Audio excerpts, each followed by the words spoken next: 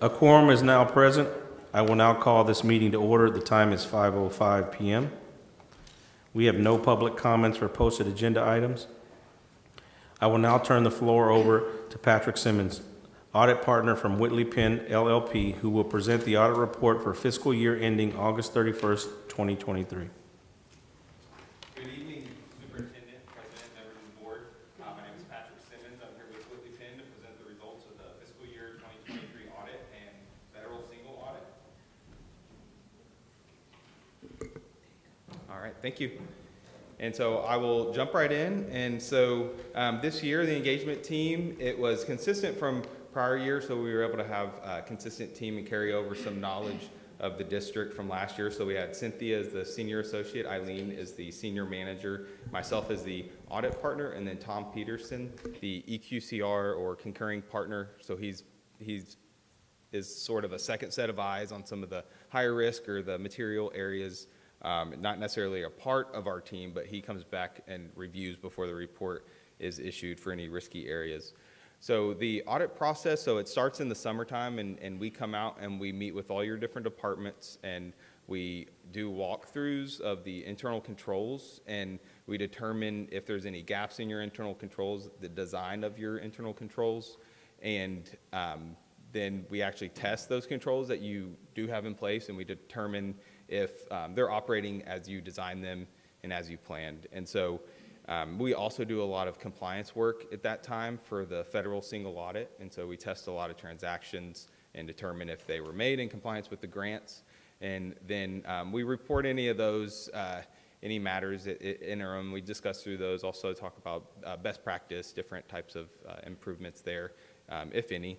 And then we come back after y'all close the books and y'all provide us your trial balance and all your schedules, and we substantiate those, and all of this goes into providing an opinion on the financial statements. Here's just a list of some of the internal control areas that we do test controls and meet with the different departments. So it always includes HR and payroll, and then AP and purchasing, and then we also look at information technology and in terms of who has access to do what in the system, and is that set up correctly, and if it's not, there may be a reason for it, but are there controls in place, manual controls, to look at things after the fact. And then we also look at child nutrition, attendance changes for PEEMs, journal entries in the financial close process, and then tax office receipts. And the purpose of the audit is to issue an opinion on the financial statements and whether or not they're free from material misstatement, whether or not they can be relied upon by third parties. And so there's 3 different types of opinions we can provide. And so I'm happy to report that we're issuing an unmodified or clean opinion. So it's the highest level of assurance that we can give on a set of financial statements. And we also issue a second report for internal controls over financial reporting, and so we had no material weaknesses and no significant deficiencies and no instances of non-compliance material to the financial statements.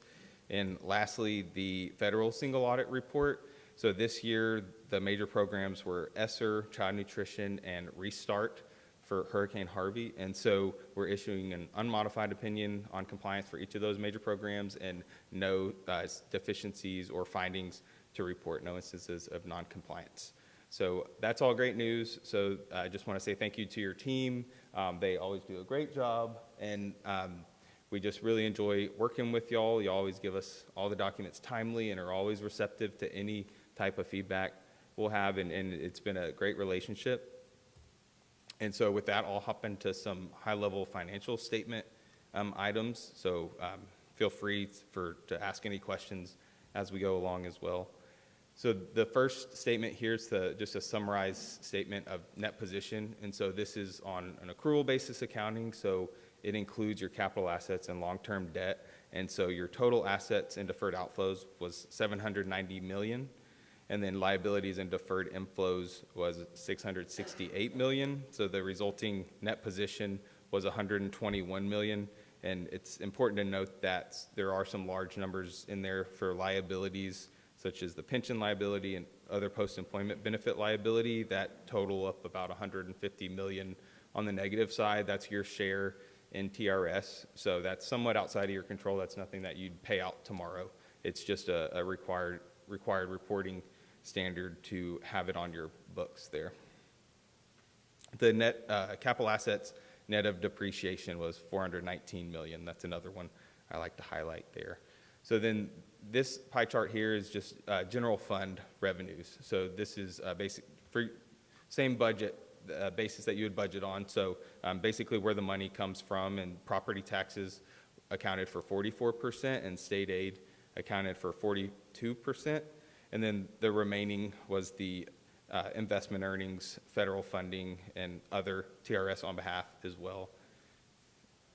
And then the general fund expenditures, so instruction and instruction-related services accounted for nearly 60% of expenditures in the general fund, so 57%. And then the next highest category was your facilities maintenance and operations, and that's where your utilities and insurance will be located at 12%. And then you had instructional and school leadership at 10%, and then the remaining categories were 5% or less. And compared to the budget, your revenues exceeded budget by $2.4 million. They were a total of $260.4 million. Your actual expenditures were less than final expenditures by $9 million, and they totaled $238.8 million. And then revenues and other sources exceeded expenditures and other uses by $25.9 million. So the fund balance at the end of the year was $220.6 million. And there are some different categories to be aware of in the fund balance. And so I've listed some background of those there, but I'll just give a quick explanation. So if you have any prepaid expenditures or inventory, that's automatically going to be non-spendable fund balance. And then restricted fund balance would be something that's restricted by a third party, such as a granting agency. So primarily you'll have not in the general fund, but in restricted for debt service in your debt service fund. And then if there's any fund balance in grant funds, that would be restricted for grants, such as the child nutrition fund. And then fund balance, committed fund balance is the fund balance that you yourself can commit for specific purposes. And then assigned fund balance would be fund balance that management can assign for different purposes. And then anything that's left goes into unassigned fund balance in the general fund. And so you can see here from 22 to 23 that the unassigned fund balance decreased, but the assigned fund balance increased from 106 million to 160 million. And your non-spendable makes up a very small piece of that. But the assignments is based on POs that you may have to roll to the next year due to timing of different receipt of goods and insurance preparedness, hurricane preparedness, things like that. And there is a detailed list in the report where you disclose all the different reasons that you assign the fund balance. And so then your unassigned fund balance, as a percentage of expenditures, you see in 22 it was at 37%, and then it has decreased to 25%, and that's just merely a factor of assigning more fund balance there. So your unassigned fund balance went from 87.8 million to 60.4 million, which is still over the recommended TEA thresholds and meets your fund balance target as well for your policy. In the breakfast and lunch program, the child nutrition program, fund balance did decrease by about $1 million to 5.7 million, and you are restricted to how much fund balance you can keep in this fund here to 3 months in operating expenditures. And so if you have over that, you do have to have a plan to decrease those on using capital expenditures and other things like that. And then the debt service fund was fairly consistent. It's based on your future principal and interest payments. And so it decreased by about $500,000 to 2.1 million at the end of the year. And then some significant accounting policies. So these are, the next few slides are required communications, so I'm going to go through these kind of fast, but we also issue an official letter with all the details of these in there. There's nothing too exciting, but I'll go through these real quick. So you did add a new standard this year. You're required to implement a new standard for subscription-based IT arrangements.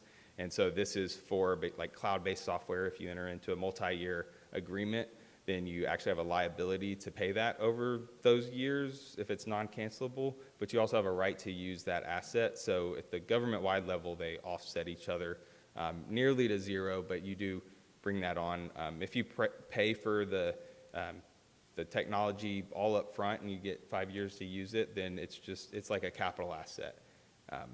And then it's depreciated over 5 years. And so y'all did implement that, and a lot of work went into that this year across the nation too. This impacted everybody. So you set a threshold for this as well. I believe it was 50,000, which is consistent with industry standards, and most people chose a threshold higher than 5,000 because it was a significant undertaking to do this. Then there are some estimates that go into the financial statements. We evaluate those. We determine those were consistent with industry standards and with previous years, and no issues with the application there. No difficulties encountered in performing the audit.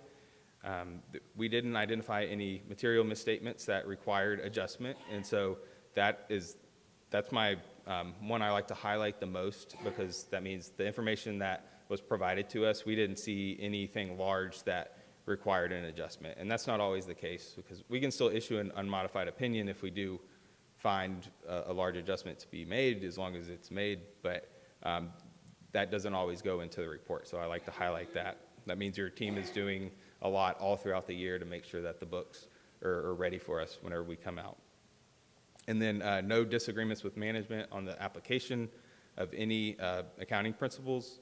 And then not aware of any consultations with other accountants. And we've already received a management representation letter that basically discloses that. Y'all have disclosed everything to us that goes into providing our opinion on the financial statements. And with that, I'd be happy to take any questions.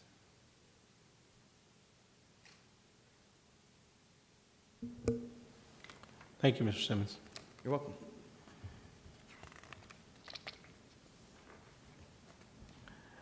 I will now turn the floor over to Brian Grubbs, Managing Director, Samco Capital Markets, Inc., who will present a workshop related to tax rate impact regarding long-range planning facility needs. Thank you, Dr. Moore, members of the board and administration. Appreciate the opportunity to be here. Last month, you were presented with a committee recommendation that totaled a list of projects. The presentation material this evening is going to show you the cost of that scenario that ties to those projects. But before we actually show you the scenario, I want to lay the groundwork with some historical statistics and some assumptions and revisit the last election. So with that, let's start with this first slide, which is a look at the district's outstanding debt service currently. This represents the principal and interest for all outstanding series of bonds. You can see to the far left, you have in 2024 your peak payment. It is your peak payment because of the action that you took in December to take existing INS fund balance and continue to pay down outstanding bonds with cash, reducing the interest cost. But I want to point out two things. One, if you look at the structure of the debt service, by design, we have always tried to maintain a level total bond payment with drops in the future, so that as you move forward with the planning process for any new facilities or renovations that would come in the form of having to go back to the voters with a bond election, you're set up from a debt service perspective to take on additional bonds. Which the other component of this slide I want to point out is in red, and then you'll see that 2.48% statistic. This is a statistic which it represents the outstanding principal balance as a percentage of your total taxable value. So for a district of your size, this is a very important statistic, and you have a very, very favorable or low statistic, meaning you have a small amount of bonds for the size tax base that you have in this district, which leads itself and lends itself to the bond ratings that you currently have. Anytime the district goes to sell bonds, whether it's for new construction, renovation, or the refinancing, you have to go before, the administration has to go before an independent credit rating service. In this particular case, all of your bonds outstanding are AAA rated. That's based on the permanent school fund guarantee. That is the highest credit quality rating. More importantly, though, is you are assigned an underlying credit rating by each of the independent rating services. By Fitch Ratings, you have a AA plus underlying credit rating. By Moody's Investor Service, you have a AA1.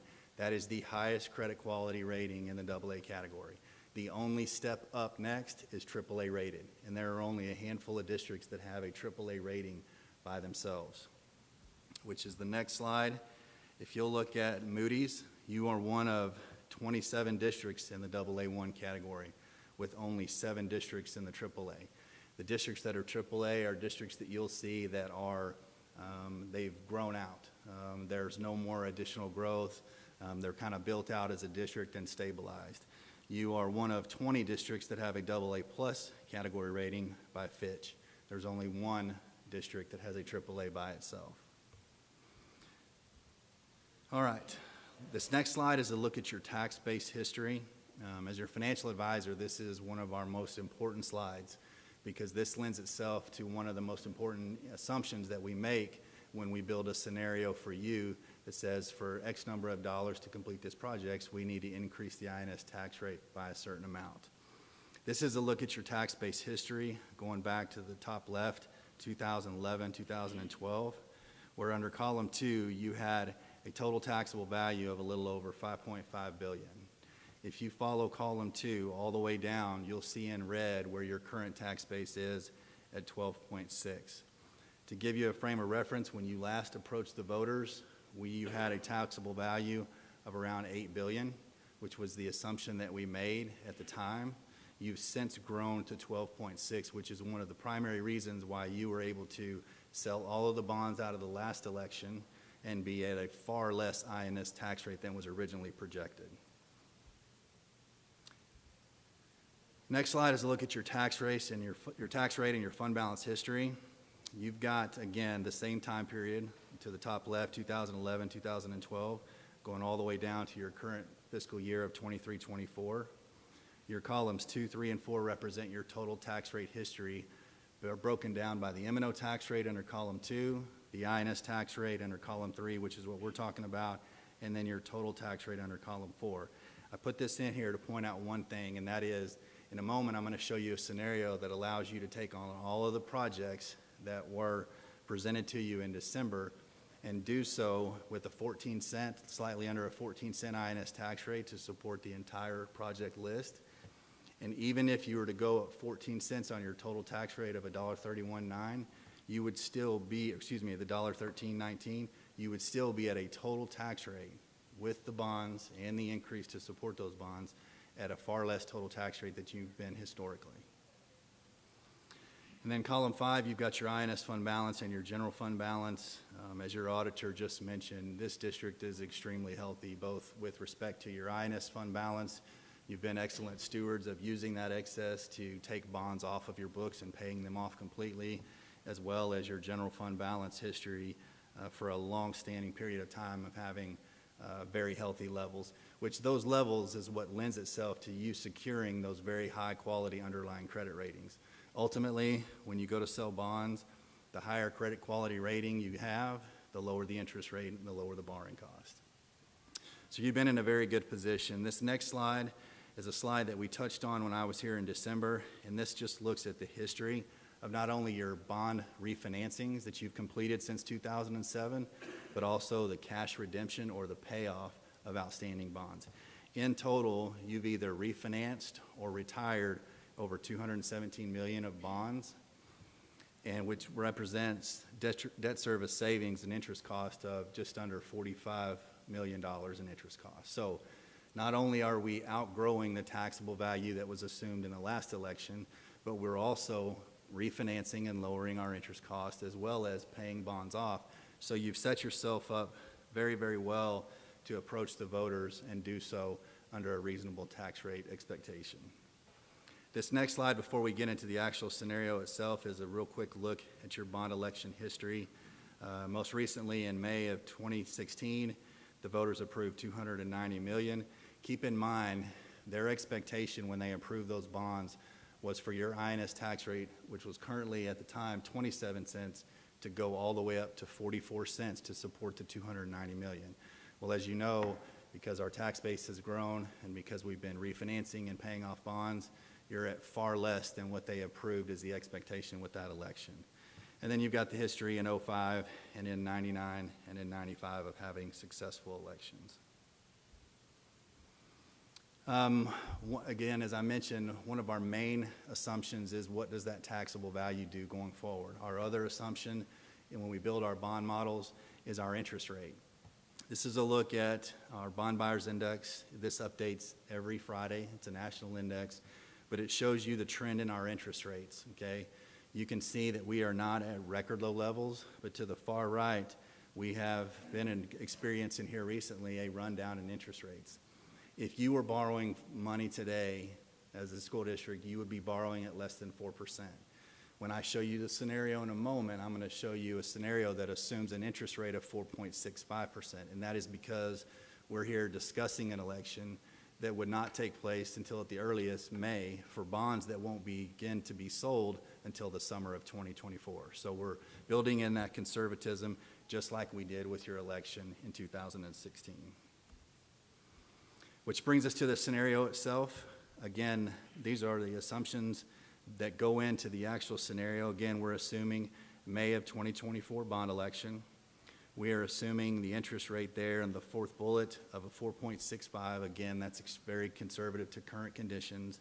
And then with respect to your tax base, we're assuming that your tax base grows at $500 million for the next 3 years and then does nothing thereafter. You, over the last couple of years, have been putting on well above $500 million each and every year. But again, by design, we want to make sure that we're conservative with respect to our tax base assumption and our interest rate assumption, so that as you move forward with the bond sale process, each summer that you do, you're able to deliver the INS tax rate that you promised the voters. So to support a bond election totaling $566,960,000, which ties to the project list, again, that was presented to you as the committee's recommendation, the INS tax rate would need to increase 13.9 cents, and we would phase that in over a period of 3 years as the bonds are sold. So you would go from your current INS tax rate of 29.431 up to 43.331. Again, that is based on these conservative assumptions.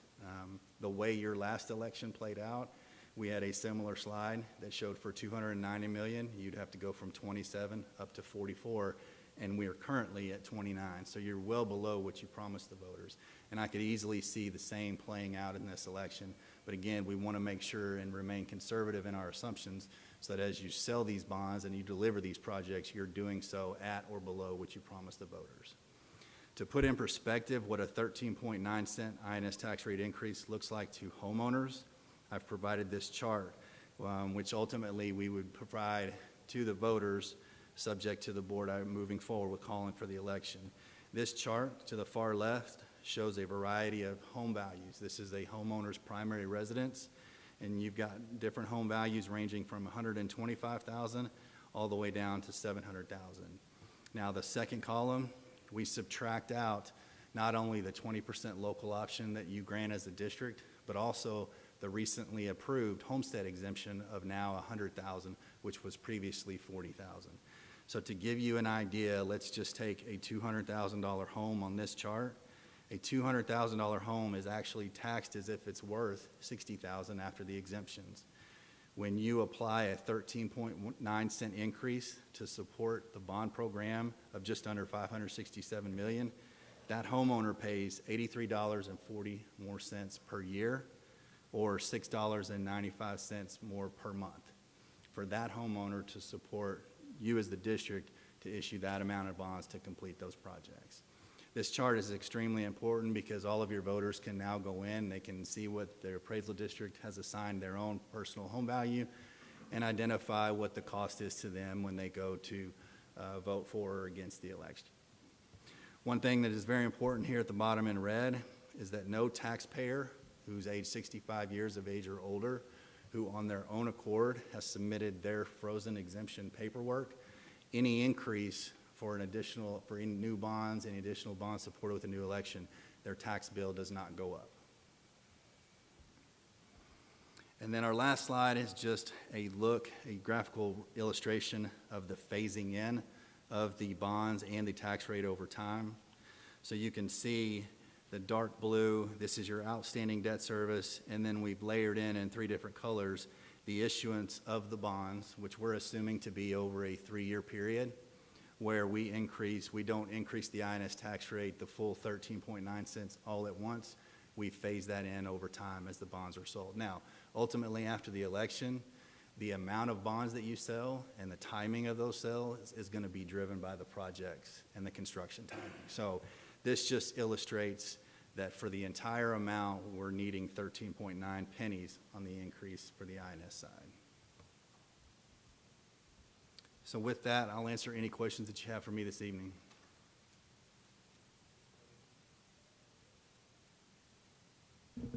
Thank you, Mr. Grubbs. Thank you for your time. There being no other business before the board at this time, the meeting is adjourned. The time is 5:30 p.m.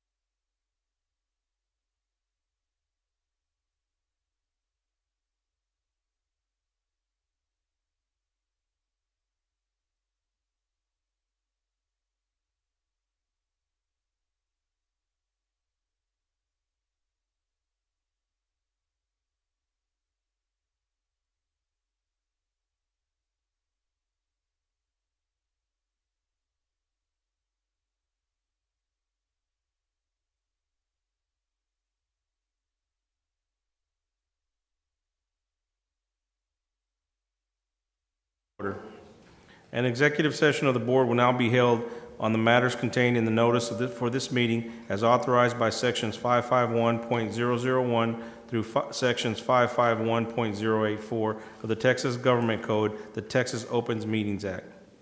Should the board determine that any final action, final decision, or final vote be required with regard to any matter considered in such closed or executive meeting or session, then such final action, final decision, or final vote shall be either at this public meeting upon the reconvening of the public meeting or at the subsequent public meeting of the board upon notice thereof, as the board shall determine. A closed or executive meeting of the board will now be held. The time is 5:40 p.m.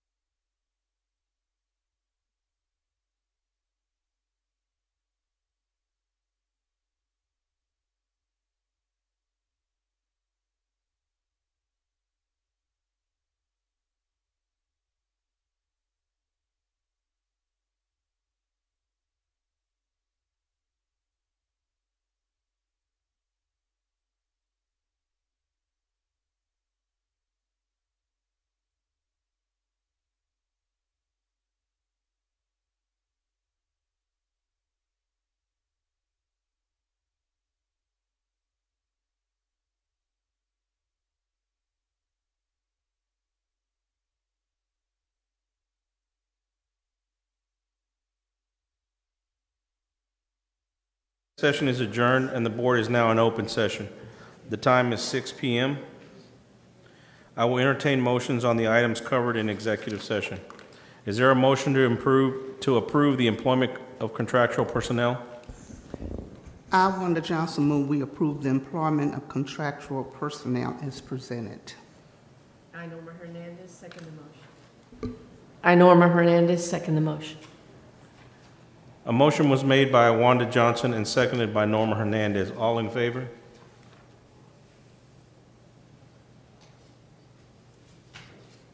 Ms. Wanda, you in favor? Okay, I'm sorry. The motion carried 6-0 with no abstentions.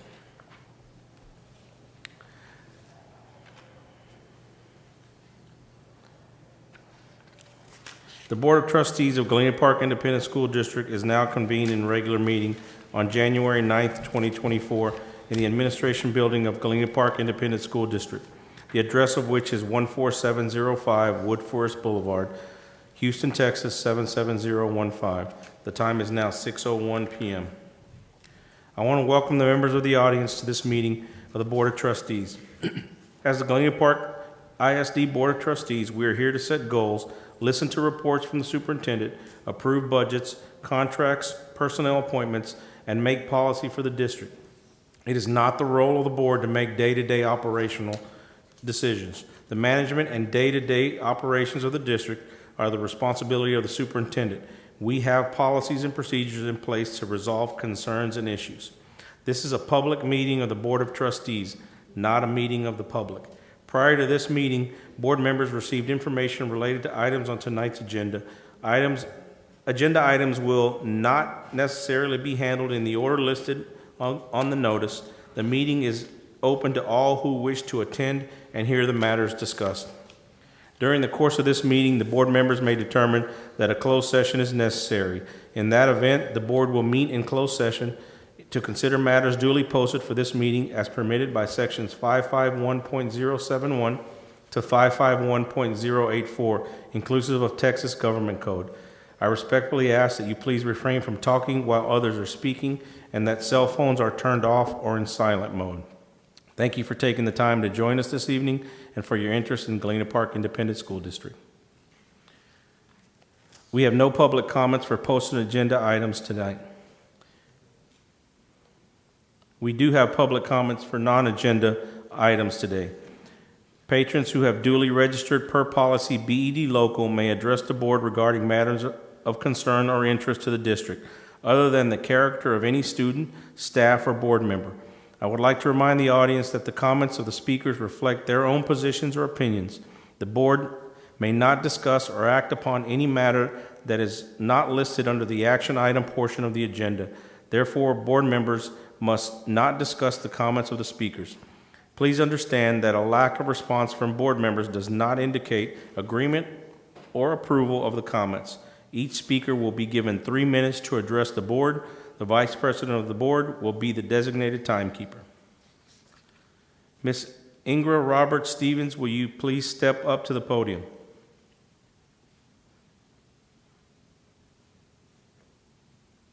Ms. Ingra Robert Stevens, will you please step up to the podium?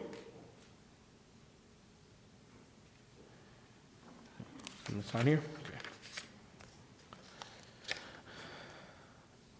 Corey Ann Molar, will you please step up to the podium?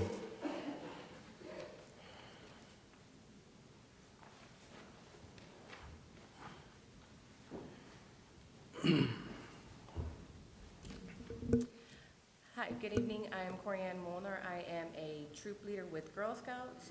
This is my daughter, Lena. She attends Williamson Elementary. On behalf of Girl Scouts San Jacinto community, we would like to recognize Galena Park ISD board members for everything that you guys have done for our parents and for our students. Thank you. And we have a little gift for you guys. Oh.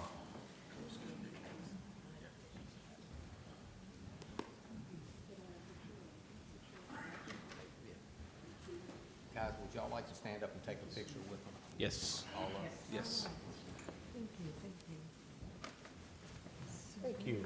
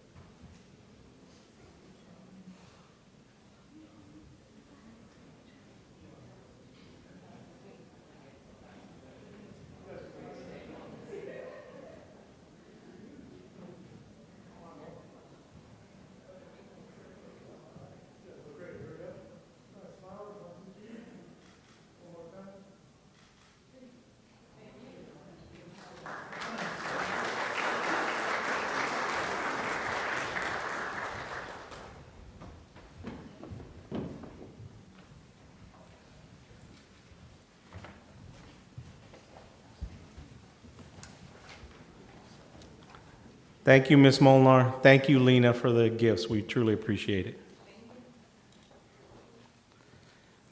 Judge Dolores Lozano, will you please step up to the podium?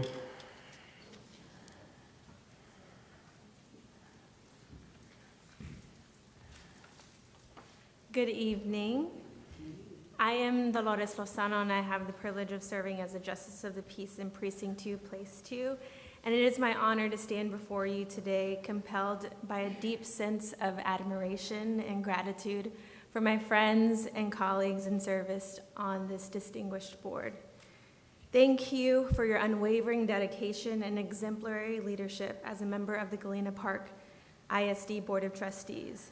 Having the privilege of serving on a school board myself, I deeply empathize with the challenges and responsibilities that come with this work. Today, the demands of this work have intensified, particularly in the wake of the pandemic, which has not only intensified existing challenges, but also introduced greater levels of trauma, not only for our students, but also for our families, and also for those who tirelessly serve them. Through it all, Galena Park has excelled academically and even sent North Shore to their 5th championship game in 6 years. Galena Park is setting the standard, and it's thanks to each of you. Your strategic vision, thoughtful decision-making, and advocacy for quality public education have undoubtedly left a lasting impact on the lives of countless students. As we continue to reflect on the accomplishments of this amazing board under your guidance, please know that your hard work does not go unnoticed. Your positive influence resonates not only within this school district, but also within our community. Your profound passion for education and well-being of students serve as an inspiration to us all. Again, I extend my deepest gratitude to you for your unwavering commitment to excellence. Your impact will last, leaving a lasting impression on education and the lives of everyone you've touched. I wish each of you continued success in this work, and I look forward to witnessing the continued positive impact in Galena Park. Thank you. Thank you. Thank you, Judge Lozano. Ms. Sharonda Hunter, will you please step up to the podium? Good evening, Board of Trustees, Dr. Moore, and Cabinet members. In recognition of Board Appreciation Month, I stand before you to express appreciation and to present you with a proclamation from Mayor Esmeralda Moya, resolutions from State Representative Anna Hernandez and Commissioner Rodney Ellis, and certificates of appreciation from Congresswoman Sylvia Garcia and Commissioner Adrian Garcia and Dr. John Moore, Superintendent of Schools. Each of you will receive a copy of these documents for your files. Thank you for all that you do. Thank you. Thank you, Ms. Hunter.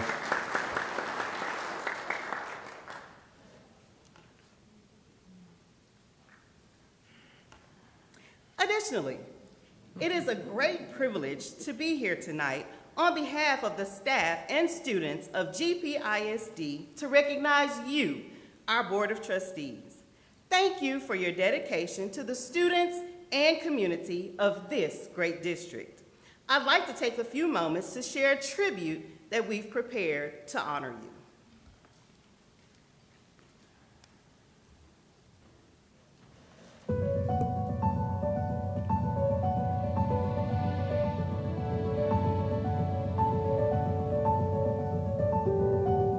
Galena Park ISD Board of Trustees, on behalf of myself and the entire GPISD school community, thank you for everything that you do to make this school district a great place for all of us.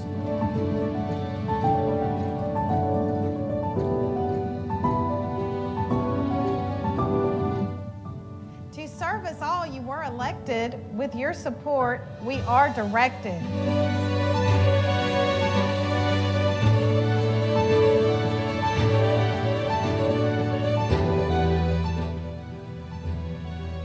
It's not by chance that you were selected. You're well connected and well respected.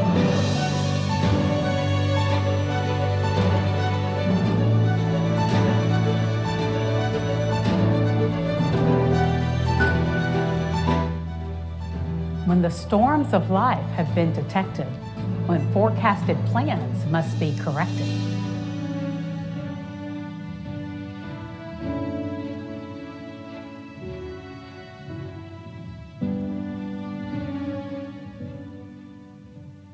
Your wisdom shows and is reflected by teamwork practiced and perfected.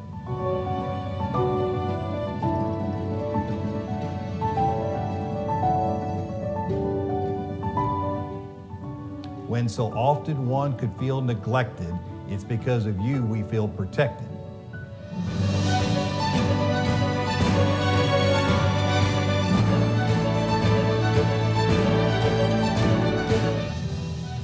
Our love for you is unaffected. You're locally elected, community connected.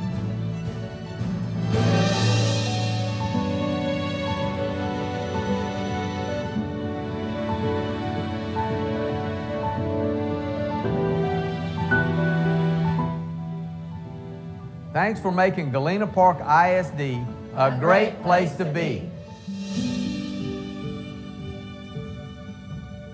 So to each one of you, thank you for being a blessing in Galena Park ISD. Few understand the many hats you wear, the responsibilities you shoulder, and the sincere love you have for the students, staff, and community you serve. Thank you for making Galena Park ISD a great place to be. And with all the administrators who are here with us this evening, please stand to be recognized. They all came tonight to say thank you.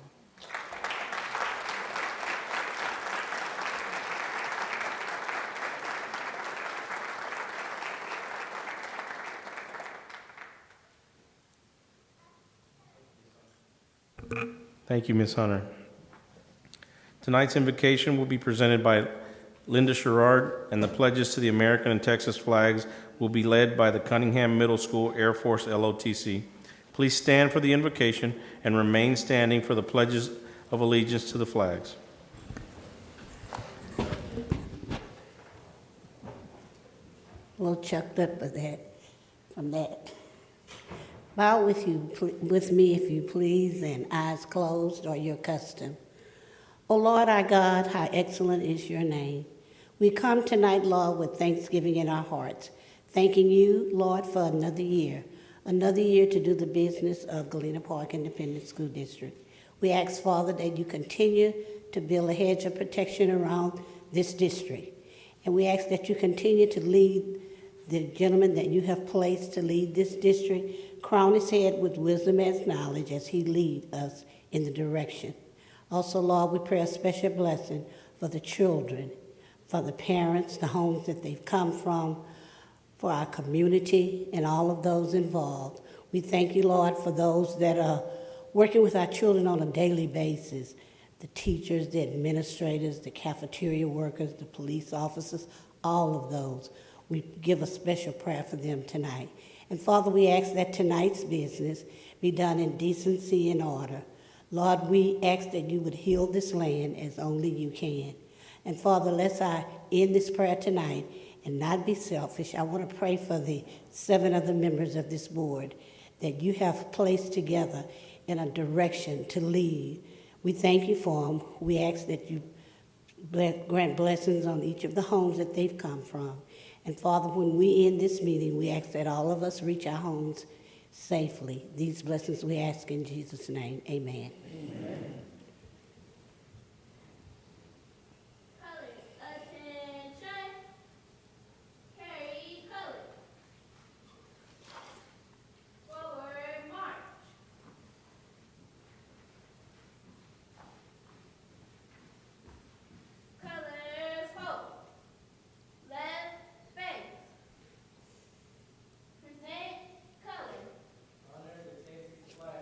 I pledge allegiance to the United States of America and to the republic for which it stands, one nation, under God, indivisible, with liberty and justice for all. I pledge allegiance to thee, Texas, one state, under God, one and indivisible.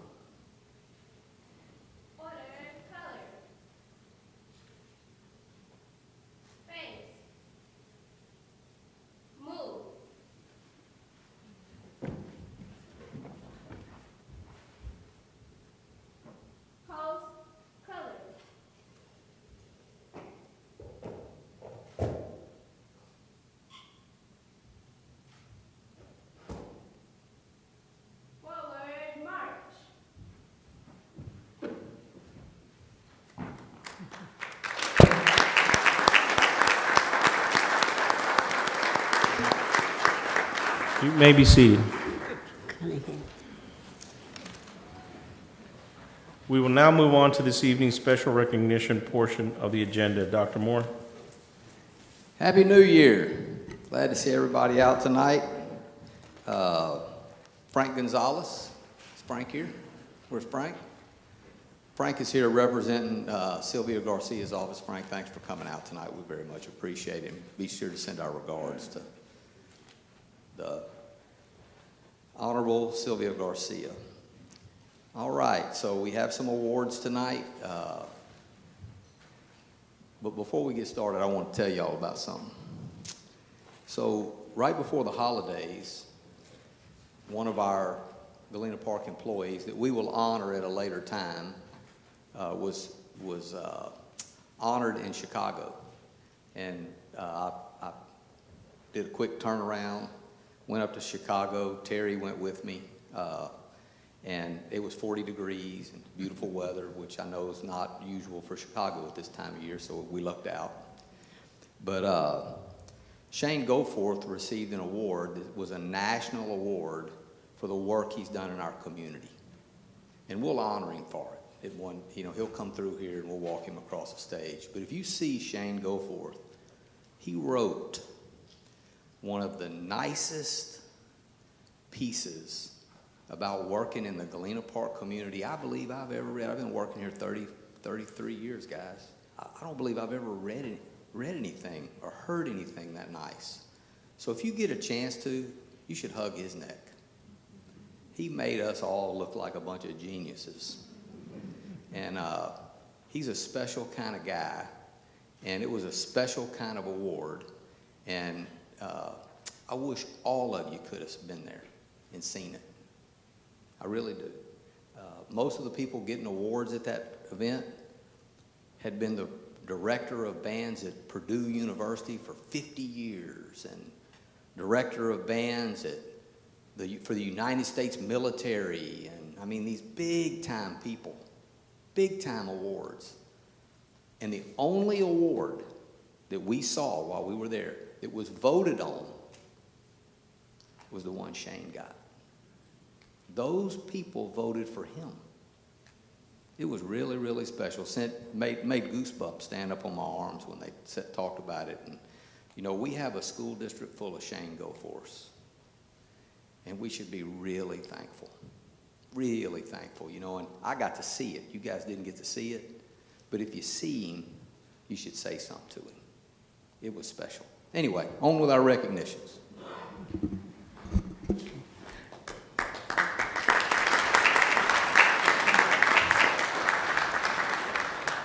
This evening's, Ms. Sherrard, please join us. This evening's recognitions begin with a big thank you to Chevron Corporation for their Donors Choose grants to 4 Galena Park ISD schools. Representing Chevron is Ms. Veronica Chavez. Ms. Chavez, please join us on stage. In partnership with Donors Choose, Chevron provided grants to Galena Park Elementary School, MacArthur Elementary School, Galena Park Middle School, and Galena Park High School to increase their educational opportunities and provide tools needed for a great education. Thank you, Chevron and Donors Choose, for partnering to provide excellence in all, for all, by all. Thank you.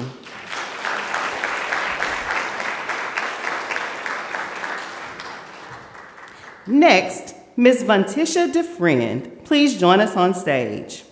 We would like to congratulate you for being named the 2023 Elementary Teacher of the Year by the Texas Council of Teachers of English Language Arts. Also, her proud principal, Ms. Cavazos, would you join her for a photo? And Ms. DeFriend is also the Sam Houston Elementary School Teacher of the Year, where she teaches 3rd grade English as a second language. We are proud of your continued excellence, Ms. DeFriend. Congratulations.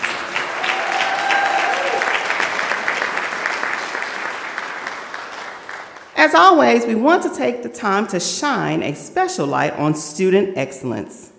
Will Jared Resendez and Elias Nieto please join us on stage and their principals?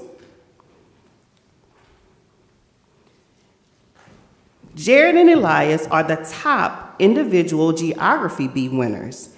Jared was the top scorer at Galena Park Elementary School.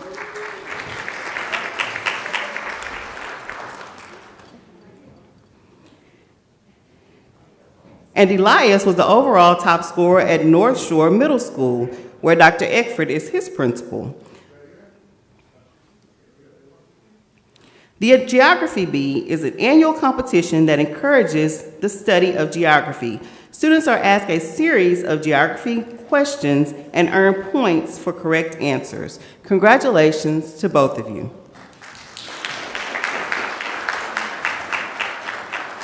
And finally, we would like to congratulate Social Studies B and Ruby Gresham Scholarship winner, Hector Umana from North Shore Senior High School. Hector, please join us on stage, and Principal Pearson.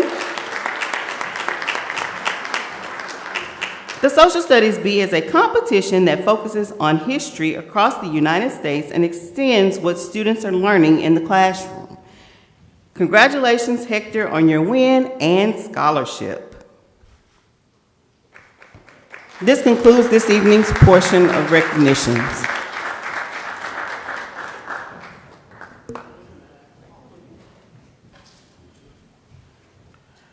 Any board member may make a comment during this portion of the agenda without prior posting being required. Comment items may not pertain to the character of any student, staff, or board member and may not be discussed or deliberated upon at this time. Does anyone have a comment? Yes, Ms. Linda. I'd like to, I know you said no names, but over the break, I received a letter from the superintendent of schools. I didn't receive it, my husband received it. And Dr. Moore was talking about the letter that he received, that he saw when he went to be with Mr. Goforth.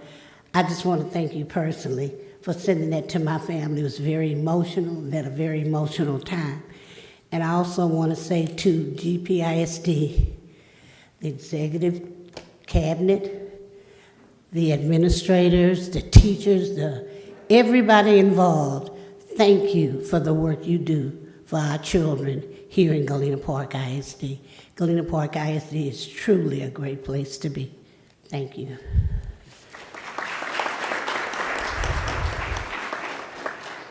I'd like to say a special thank you and recognition to, I see some of our principals and assistant principals who attended tonight's meeting, and I just want to say that we appreciate you guys being here.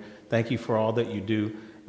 You guys make everything in our district work properly, and we truly appreciate everything that you and your staff does for our kids, so thank you.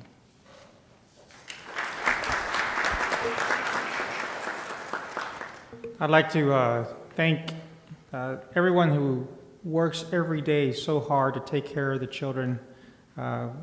My kids come to this district, and my wife also works in the district, and we dedicate our lives to support. I'm really excited about 2024, and I'm very appreciative of the care and the love that everyone has provided to all of us. But I'm also wanted to take a special moment to echo Dr. Moore's words about Shane Goforth. And as a volunteer, as a parent that goes out there and works every football game, I can tell you that I turn into a student when I'm around Shane Goforth. I mean, he makes everyone work, and we all give of ourselves to the entire band and all the different programs out there. But I think that's just a testament to what Galena Park is.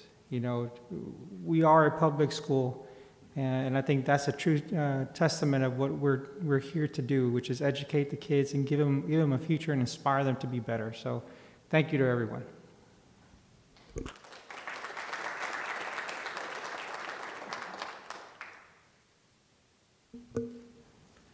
We now come to the business portion of tonight's meeting. We invite and encourage you to stay for the remainder of the meeting. However, if you need to leave early, we understand, and this is a convenient time to do so. We appreciate your attendance. Please come again.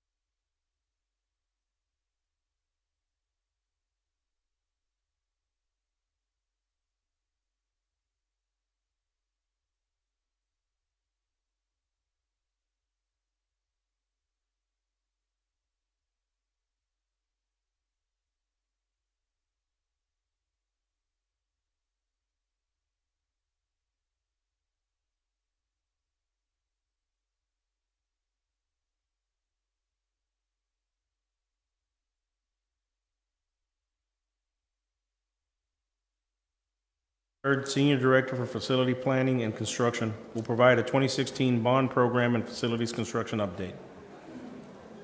I'm live. Good evening, President Esparza, Board, Dr. Moore, of course, and Cabinet members. I've got great news. I gotta wait. I'm good now? We're good. Okay. Sorry. Oh, the door was still open. Yes. We received approval from the city for Pyburn move-in. Fire Marshal approved it Friday night, about 6:30. So, and obviously from those pictures, you can see the picture on the left is the main entryway. Those are the front doors there. Wow. This was final cleanup going on there. So, and then of course the picture on the right, PE with its PE room with its stage. So very excited about that. And many times I get asked questions about schedule. And there were a lot of challenges finishing this up. We still do, in full disclosure, have a contractor that is driving us nuts. If you want to know who not to use for canopies, I'd be glad to discuss that. Then an exceptional contractor here at Galena Park High School. You can see in the picture on the left, we have terrazzo going in. That's the cafeteria. So the terrazzo's going in. That's great to see. And of course, wall tile. That tells us finishes are going in, which means we're getting close. Things are going really well there. There is a challenge there. It's not a contractor. It's CenterPoint Energy giving us an electric meter.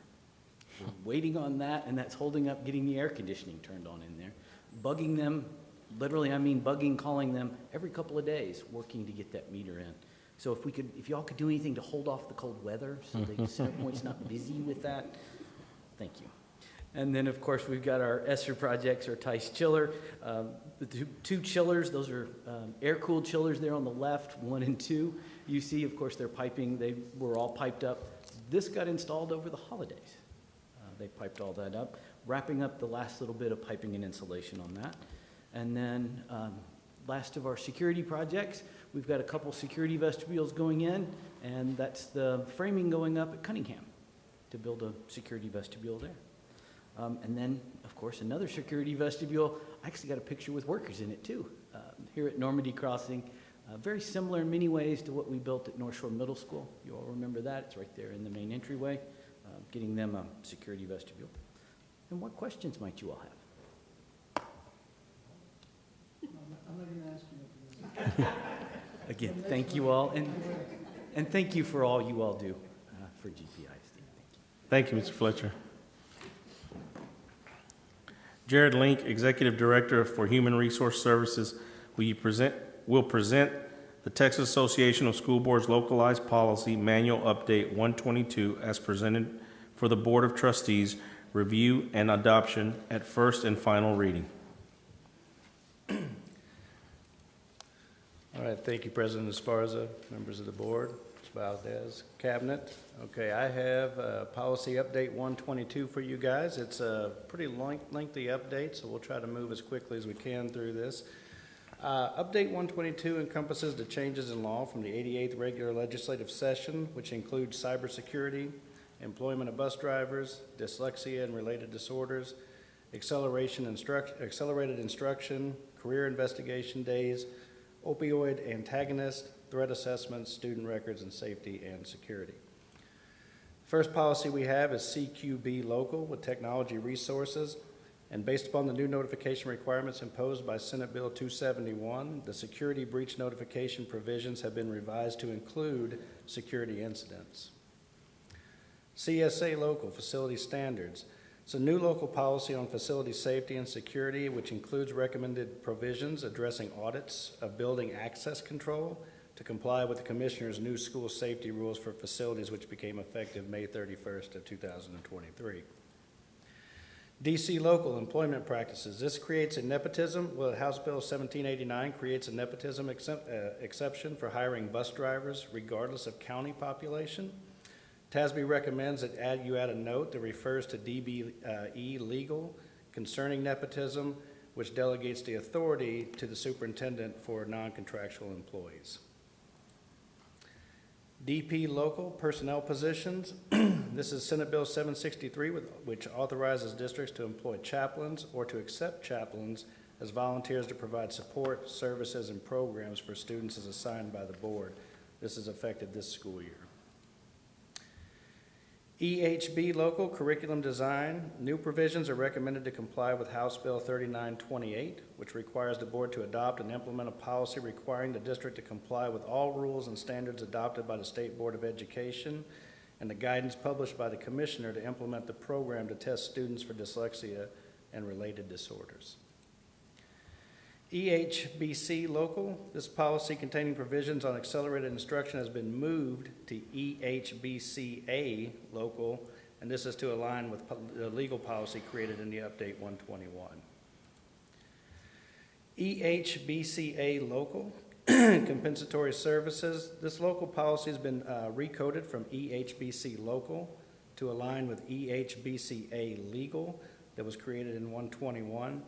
The recommended changes to this local policy reflect a parent's ability to request a particular teacher after a student fails to perform satisfactorily on a state assessment, and it's no longer limited to students in just grades 3, 5, and 8.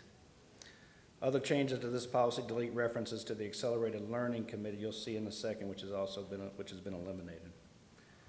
EIC local, academic achievement. House Bill 3803 permits parents to elect to have their students repeat a high school course in which the student was enrolled during the previous school year unless the district determines that the student has met all requirements for graduation. And absent any local policy, TEA guidance provides that the original passing grade must be retained. FEA local, attendance. Senate Bill 68 allows the district to excuse a student from attending school for career investigation days to visit a professional's workplace during the student's junior and senior year to determine the student's interest in a career in that professional's field. This provision that's offered for the board's consideration permits such absences for the maximum amount allowed in law, which is up to 2 days for the junior year and 2 days for the student's senior year. FFAC local, wellness and health.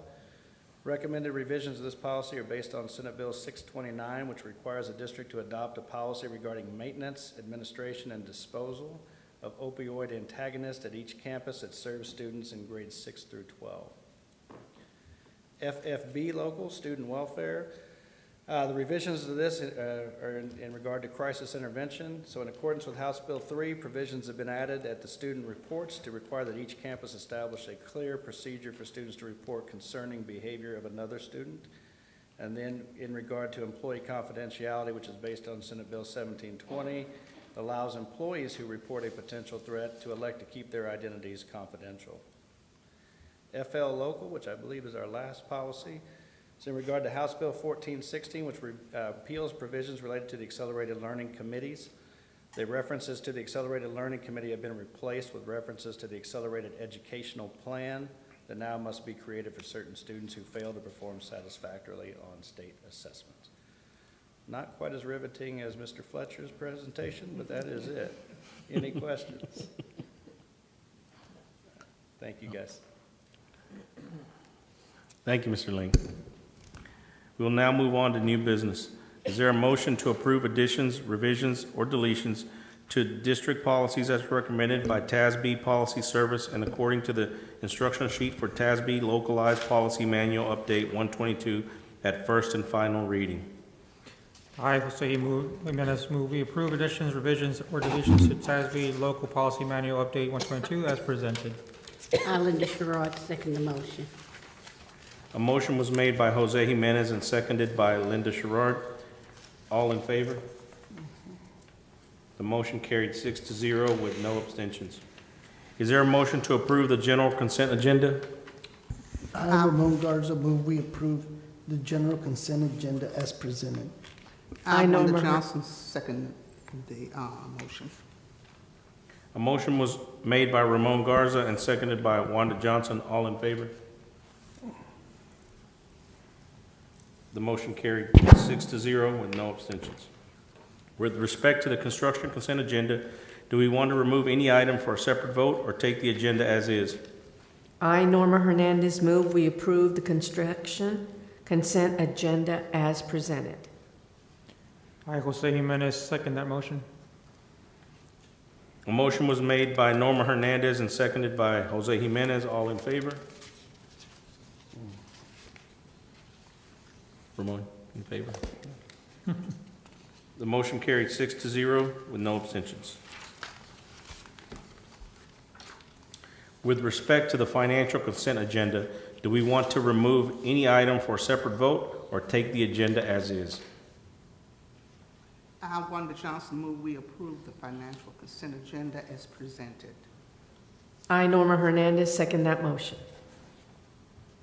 A motion was made by Wanda Johnson and seconded by Norma Hernandez. All in favor? The motion carried 6-0 with no abstentions. The following documents were presented to the board for information. Dr. Sonia Nizzi, Chief Financial Officer and Deputy Superintendent for Operational Support, presented the tax collection report for November 2023, 2016 bond program financial report as of November 30th, 2023, general fund balance summary report for the period of September 1st, 2023 through November 30th, 2023. Ms. Elizabeth Layler, Deputy Superintendent for Educational Support and School Administration, presented Early Head Start Policy Council meeting minutes from November 2023, and Early Head Start Update and Fund 205 Expenditure Report summary from November 2023. There being no other business before the board at this time, the meeting is adjourned. The time is 6:38 p.m.